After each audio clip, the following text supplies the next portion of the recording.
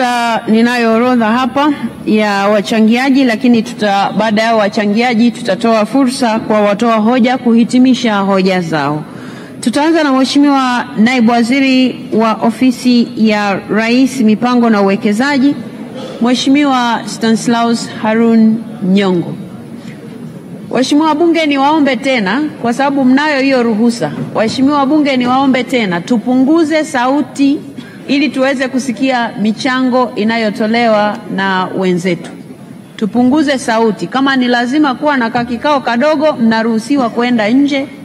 Na wale wa simu niwakumbushe tena, narudia na bado nawaona wanazungumza na simu. Sasa mtaniwia radhi, tuko mwishoni kidogo, lakini nitawajulisha fulani nenda kaongee na simu nje, kama huyu nayemuona hapo. Ama niwaelekeze wazee wa kamera waanze kuwaelekeza, ili ukishajiona ndo utoke nje. Tupunguze sauti, tusikilizane. Mheshimiwa Naibu Waziri. Asante sana Mheshimiwa Spika kwa kunipa nafasi.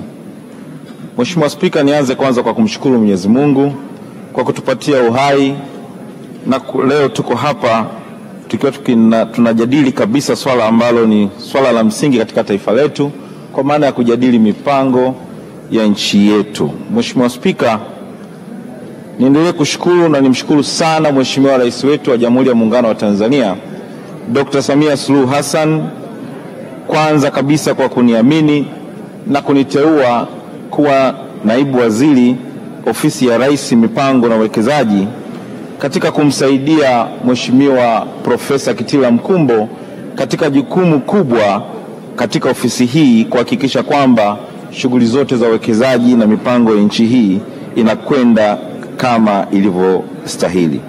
Mheshimiwa Spika, niendelee kukupongeza wewe, maana Mheshimiwa Spika, mimi nakumbuka kabla sijapata nafasi hii ya kuteuliwa nilikuwa mwenyekiti wa kamati, tumefanya kazi pamoja, na kwa kweli Mheshimiwa Spika, wewe umekuwa mwalimu wangu mkubwa, umekuwa mwalimu mzuri unayeweza kufundisha mtu yeyote namna ya uongozi unavyotakiwa kuwa. Mheshimiwa Spika, asante sana kwa kazi yako iliyotukuka, na kwa kweli Mwenyezi Mungu aendelee kukubariki katika nafasi zako, katika shughuli zako, na hasa ile nafasi nyingine ya uraisi wa mabunge duniani. Mheshimiwa Spika, niendelee kushukuru pia wewe pamoja na Naibu Spika ambaye ni Mheshimiwa Zungu, naye kwa kweli amekuwa ni kiongozi mwema, na kila mtu anapomwona Zungu anamfurahia kwa sababu amekuwa ni Naibu Spika ambaye kwa kweli tunampongeza kwa kazi yake nzuri.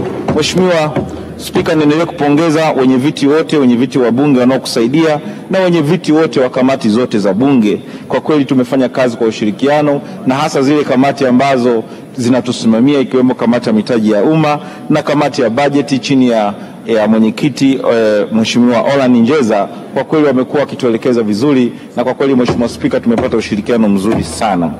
Mheshimiwa Spika, niendelee kumpongeza waziri wangu, waziri wa nchi ofisi ya Rais, Profesa Kitila Mkumbo. Mheshimiwa Spika, profesa huyu amekuwa kwangu ni mwalimu mzuri, na kwa kweli nampongeza na najisikia vizuri kufanya kazi na yeye, kwa sababu amekuwa kwanza ana ukarimu wa kutosha, ni mwalimu mzuri, ni mbunifu. Mheshimiwa Spika, Mheshimiwa Kitila Mkumbo ni mvumilivu, mwaminifu kwa taifa lake, na kwa kweli tunaomba wananchi wa jimbo la Ubungo waendelee kumwamini, na tunaomba sana wamrudishe Mheshimiwa Kitila Mkumbo, kwa sababu taifa linamtegemea. Taifa hili kwa kweli linategemea kichwa kama cha Kitila Mkumbo kuweza kupata maendeleo ya kutosha. Mheshimiwa Spika, niendelee kumpongeza Mheshimiwa Waziri wa Fedha pamoja na naibu wake. Kwa kweli tumeshiriki kwa pamoja, kama tunavyofahamu wizara hizi ni wizara pacha, tumeshirikiana usiku na mchana, bega kwa bega. Mheshimiwa Mwigulu Nchemba kwa kweli tunaweza kusema ni mtu ambaye amebobea, na nafasi hii imemfaa, na wananchi wa kule Ilamba tunawaomba sana waturudishie waziri huyu bila mashaka yoyote. Mheshimiwa Naibu Spika, hata naibu wake Mheshimiwa Chande ninampongeza kwa, nichukue fursa hii kwa kuteuliwa na yeye kuwa mjumbe wa kamati kuu. Sasa ni waziri ambaye yuko kamati kuu, wananchi wa kule jimboni kwake nadhani hawana haja ya kubadilisha mbunge, wanaye mbunge wa kutosha, na kwa kweli tunampongeza sana. Mheshimiwa Mheshimiwa Spika, sisi katika wizara yetu ilitoa taarifa ya hali ya uchumi ya mwaka 2024, lakini vile vile ikatoa taarifa ya mpango wa maendeleo mwaka 2025-26. Mheshimiwa Spika, katika hali ya uchumi nichukue fursa hii kabisa kumpongeza rais wetu, maana hali ya uchumi wa nchi yetu imezidi kuimarika. Wakati huo tukiangalia katika nchi jirani au nchi za kimataifa, kwa maana kwamba nchi zingine tumeona uchumi unavyoteteleka, lakini kwa Tanzania tumeona kabisa uchumi wetu umezidi kuimarika na umekuwa kwa 5.1% kwa mwaka 2024. Mheshimiwa Spika, kwa miaka minne ya rais wetu na kukua huku kwa uchumi, tunaona kabisa uongozi wa Dr. Samia Suluhu Hassan, rais wa Jamhuri ya Muungano wa Tanzania, ameweza kuwa ni kiongozi mzuri kwa sababu uongozi wake umekuwa mahiri, umekuwa thabiti, ana uvumilivu wa hali ya juu, amekuwa ni mtu wa kutoa matumaini kwa watu wake au wananchi anaowaongoza. Uongozi wake umekuwa ni wa kujali wanyonge. Mheshimiwa Spika, uongozi wa Mheshimiwa Dr. Samia umekuwa ni uongozi unaosikiliza na kuheshimu na kusimamia mawazo ya wananchi na haki za wananchi au haki za watu anaowaongoza. Mheshimiwa Spika, uchumi wetu umezidi kuimarika. Hii ni kutokana na mipango ya maendeleo ambayo tunatambua kuwa ni nyenzo muhimu sana ya utekelezaji wa ilani ya chama chetu, Chama cha Mapinduzi, lakini vile vile mipango imekuwa ikizingatia dira ya taifa ya mwaka 2025 na sasa hivi tunakwenda kwenye dira mpya ya mwaka 2050. Pia maandalizi ya dira ambayo ya mwaka 2050, Mheshimiwa Spika, nayo yamezidi kuwa ni kichocheo na ni mtazamo ambao unaonekana kabisa mwelekeo wa uchumi ni mwelekeo ambao unakwenda kuimarika, kwa maana maandalizi ya mpango umekuwa ni maandalizi thabiti na ni maandalizi mazuri zaidi. Lakini vile vile Mheshimiwa Spika, taarifa yetu nyingine ilikuwa ni ya mpango wa maendeleo ya taifa ya mwaka 2025-26, na kwa kweli Mheshimiwa Spika, mpango huu ni mpango wa 3 wa maendeleo ya taifa wa miaka 5 ambapo Mheshimiwa Waziri atakuja kueleza kwa undani zaidi, lakini tumeona kabisa kwamba mpango huu wa maendeleo umezingatia ilani ya Chama cha Mapinduzi ya mwaka 2020, lakini vile vile mikakati mbalimbali ya kisekta. Tumeona mawaziri wametoa michango, Mheshimiwa Spika, mawaziri pamoja na wabunge wametoa michango mizuri sana ambayo kwa kweli mingi tumeipokea, na kwa kweli wameonyesha weledi wa hali ya juu katika kutoa ushauri wao na kuweza kuona kwamba kila sekta ni jambo gani tufanye ili tuweze kuimarisha uchumi wa nchi yetu. Mheshimiwa Spika, vile vile mpango huu umezingatia dira ya maendeleo ya Jumuiya ya Kusini mwa Afrika ya mwaka 2050 pamoja na ajenda ya mwaka 2063 ya maendeleo ya Afrika na malengo endelevu ya mwaka 2030. Mheshimiwa Spika, haya yote tukizingatia kwamba bajeti hii pamoja na mpango huu ni wa mwisho kwa ile dira ya maendeleo ya mwaka 2025 na wakati huo tunajiandaa kwa dira ya mwaka 2050. Mheshimiwa Spika, tunaona kabisa rais wetu amekuwa na maono ya hali ya juu. Ile dira ya mwaka 2025 tumeweza kuona mambo mengi yametekelezwa, mambo mengi yamezingatiwa katika kuimarisha uchumi wa nchi yetu.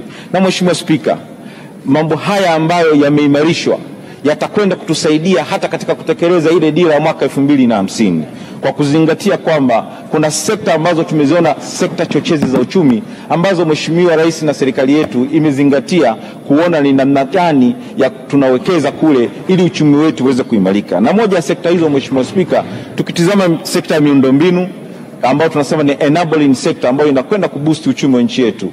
Ukiangalia kwa upande wa miundombinu, Mheshimiwa Spika, Rais amefanya kazi kubwa. Miundombinu ya umeme, tumepeleka umeme vijijini. Tumepeleka umeme vijiji vyote zaidi ya vijiji 12,300 na ushe. Vijiji vyote vimeunganishiwa umeme. Lakini tukitizama uzalishaji wa umeme, uzinduzi wa bwawa la Mwalimu Nyerere pamoja na vyanzo vingine vya umeme, Mheshimiwa Spika, tunatambua kabisa kwamba nishati ni kitu muhimu katika kukuza uchumi wa nchi yetu. Lakini si hivyo tu, tukitizama upande wa barabara, Mheshimiwa Spika, tunaona mikoa yote imeunganishwa kwa kiwango cha lami. Lakini tunatizama barabara ambazo zimejengwa na TARURA. vijiji vyote tunaona TARURA imeweza kujenga barabara za vumbi na barabara za changarawe kuhakikisha kwamba mazao yetu ya biashara na mazao ya chakula yanatoka upande wa uzalishaji kwenda kwenye soko, na hili ni jambo muhimu sana katika kukuza uchumi wa nchi yetu. Mheshimiwa Spika, tumeona Waziri wa Maji amezungumza hapa sekta ya maji. Tumeona uwekezaji mkubwa wa serikali, vyanzo vikubwa vya maji vimetumika katika kupeleka maji, na tumetengeneza grid, inakwenda kutengenezwa grid ya taifa ya maji, na hii inakwenda kusaidia kupeleka maji vijijini na wananchi waweze kupata maji kwa maana ya matumizi ya ndani, lakini vile vile kwa matumizi ya viwanda na matumizi ya umwagiliaji, ili tuweze kuongeza uzalishaji na kuweza kubusti uchumi wa nchi yetu. Mheshimiwa Spika, upande wa mwingine ni miundombinu ya TEHAMA. Mheshimiwa Spika, Waziri wa TEHAMA amezungumza hapa mawasiliano. Mkongo wa taifa umejengwa zaidi ya kilomita 12,000, lakini tunaona kabisa mawasiliano kwa nchi yetu ni makubwa. Mpaka vijijini watu wanapata mawasiliano ya simu, wanapata mawasiliano ya intaneti, wanalipa fedha kwa kutumia njia ya mtandao. Hii Mheshimiwa Spika, ni moja ya njia ya kusukuma uchumi wa nchi yetu, kurahisisha transaction mbalimbali, na hii inakwenda kuboost uchumi wa nchi yetu. Mheshimiwa Spika, tumeona uwekezaji mkubwa kwenye usafirishaji. Reli imejengwa, lakini tumeona kabisa kwamba mambo mengi yamefanyika katika kuhakikisha kwamba uchumi wa nchi wetu hausimami, uchumi unatembea na kuanza kukuza uchumi. Tutoke tulipokuwa tukizalisha kupata pato la taifa la bilioni 85 dola za Kimarekani, na tunakwenda kwenye ile dira mpya ya mwaka 2050. Tunataka pato la taifa letu lifikie kiwango cha dola trilioni 1. Na Mheshimiwa Spika, niseme kwa kuwekeza huku katika sekta hizi ziwezeshi, tutaweza kufika kirahisi, hasa kwa kuzingatia kwamba kuna sekta zingine za uzalishaji na sekta zingine ambazo tunasema ni transformative sector, kuhakikisha kwamba tunakwenda kukuza uchumi wa nchi yetu. Mheshimiwa Spika, sekta ya fedha, Rais wetu ameweka mazingira mazuri. Tumeona mikopo mingi imetolewa katika sekta binafsi kuhakikisha kwamba wafanyabiashara wanawekeza na biashara inafanyika katika kuhakikisha kwamba wananchi wanakuza au wafanyabiashara wanakuza uchumi wa nchi yetu. Mheshimiwa Spika, hizi sekta zingine ambazo tunaziita transformative sector, kwa mfano sekta ya kilimo, sekta ya uzalishaji, sekta ya madini, utalii, uchumi wa bluu. Mheshimiwa Spika, tumeona rais wetu amekuwa makini kuhakikisha kwamba sekta hizi zinawezeshwa na zinakwenda kukuza uchumi wa nchi yetu. Mheshimiwa Spika, kwa mfano sekta ya kilimo. Sekta ya kilimo tumetambua ni sekta inayoajiri watu wengi, na tuwekeze kwenye kilimo. Na kwenye kilimo lazima tuzingatie mambo makubwa manne. Lazima tuongeze uzalishaji. Cha pili, tuongeze processing kwa maana ya kuongeza thamani ya mazao yetu. Cha tatu ni kuhakikisha kwamba tunawekeza katika kuhakikisha kwamba tunafanya good packaging na tunaweza kuuza product zetu au bidhaa zetu nje ya nchi na kuweza kuzifanyia marketing kwa maana ya kuziuza hizi bidhaa katika masoko ya nje. Katika uzalishaji, Mheshimiwa Spika, wa mazao mbalimbali na hasa yale mazao ya kimkakati, lazima tuongeze uzalishaji ili tuweze kupata tija katika uzalishaji wa mazao hayo. Waheshimiwa wabunge baadhi wamezungumza, akiwemo Profesa Mhongo, kwamba tuwekeze katika kuhakikisha kwamba tunawekeza kwenye tafiti. Hata Mheshimiwa Kimei amezungumza tuwekeze kwenye utafiti ili tuwe na maamuzi mazuri katika kuhakikisha kwamba tunaongeza tija au tunafanya maamuzi mazuri katika kuongeza uchumi wa nchi yetu. Mheshimiwa Spika, mawazo haya na waheshimiwa wabunge tunayapokea, ni mawazo mazuri. Tuna haja sasa ya kuwekeza kwenye tafiti mbalimbali ili kusudi tafiti hizo ziweze kusaidia katika kuimarisha uchumi wa nchi yetu. Jingine limezungumzwa hata swala la kuhakikisha tunaiandaa jamii vizuri, ikiwemo swala la elimu. Amezungumza Profesa Mhongo hapa kwamba tunatenga fedha kidogo zaidi, tunatenga kiasi cha trilioni 2.4 kwa ajili ya swala la elimu. Tuzingatie yale malengo au tuzingatie yale maelekezo ya kutenga 2% ya pato la taifa. Tukitenga 2% ya pato la taifa, tutakwenda kutenga trilioni 4.2 kwa sekta ya elimu. Hili ni jambo jema, na nahakikisha kwamba serikali yetu ni sikivu, na sisi ndio tuliomo humu, tunajua namna gani tutakwenda kulitekeleza hilo, na tuhakikisha kwamba tunawekeza kwenye sekta ya elimu ili kuwawezesha vijana wa Kitanzania waweze kuwa na ujuzi mbalimbali ili waweze kufanya uzalishaji wenye tija na kuongeza uchumi wa nchi yetu. Kwa sekta ya kilimo, Mheshimiwa Spika, ninapozungumzia uzalishaji, nichukulie mfano kwenye zao la pamba. Mheshimiwa Spika, Zao la pamba, Mheshimiwa Spika, hata sasa wanasiasa wameamua kulichukulia kama ni zao ambalo wanaliingiza kisiasa. Ninaweza nikatoa mfano, Mheshimiwa Spika, wanasiasa wengine wamekuwa wakipita wanazungumza kwamba serikali isaidie katika kuongeza bei ya pamba. Mheshimiwa Spika, tumefanya tafiti za kutosha tukaona kwamba bei sio tatizo. Tatizo ni uzalishaji. Mheshimiwa Spika, ukienda India, heka moja inayolimwa ya pamba inazalishwa pamba kilo 2,500. Ikizalishwa pamba kilo 2,500, huyu mtu akiuza anapata fedha nyingi. Tanzania heka moja, Mheshimiwa Spika, kule kwetu Simiyu tunazalisha kilo 150. Au mwingine ambaye amefanikiwa sana kazalisha kilo 200 mpaka 300. Ukichukua kilo 200, Mheshimiwa Spika, hata leo bei ninavyozungumza sasa hivi bei ni shilingi 1,200. Bei ya 1,200, ukisema leo mkulima tununue pamba kwa shilingi 5,000, amepata kilo 200 tu katika eka moja, atapata shilingi milioni 1 tu, ambayo bado ni fedha kidogo. Lakini tukiongeza uzalishaji, akatoka kuzalisha kilo 200 akazalisha kilo walau hata 1,000, akauza kwa shilingi 1,200, huyu mtu atapata fedha nyingi sana, milioni 1,200,000. Akiuza shilingi hata 1,000 ambayo ni chini 1,200, lakini amepata kilo 2,500 kama mtu wa India anavyopata, atapata milioni 2,500,000. Kwa hiyo Mheshimiwa Spika, tukaona kwamba uzalishaji ndiyo tatizo, na nimshukuru sana rais wetu kupitia Wizara ya Kilimo, wamewekeza sasa hivi katika kuongeza uzalishaji wa zao la pamba na mazao mengine. Wamepeleka maafisa wa BBT, wanapeleka mbolea ya ruzuku, wanapeleka mbegu za ruzuku, wamepeleka matrekta, na hii yote ni kuhakikisha kwamba wanaongeza uzalishaji. Na tukishaongeza uzalishaji na tukawekeza vizuri katika sekta ya kuchakata, Mheshimiwa Spika, Mtanzania ataweza kuwa na tija katika mazao yake. La pili, bei ya pamba, Mheshimiwa Spika, inakuwa determined na soko la dunia. Leo ukiingia katika mtandao, soko la dunia inaonyesha bei ya linti kwa siku ya leo. Bei hiyo tunaishukuru serikali imekuwa ikimlinda mkulima, inasimamia bei ya pamba, na mkulima anapewa bei elekezi na serikali kwamba usiuze pamba chini ya shilingi kadhaa, na mwaka huu ilikuwa ni shilingi 1,150. Mheshimiwa Spika, bei hii imelindwa na serikali kwa sababu imetizama soko la dunia linasemaje. Sasa tusiendelee kutegemea soko la dunia katika zao la pamba, Mheshimiwa Spika, kwa sababu soko la dunia bei ya pamba inakuwa iko chini.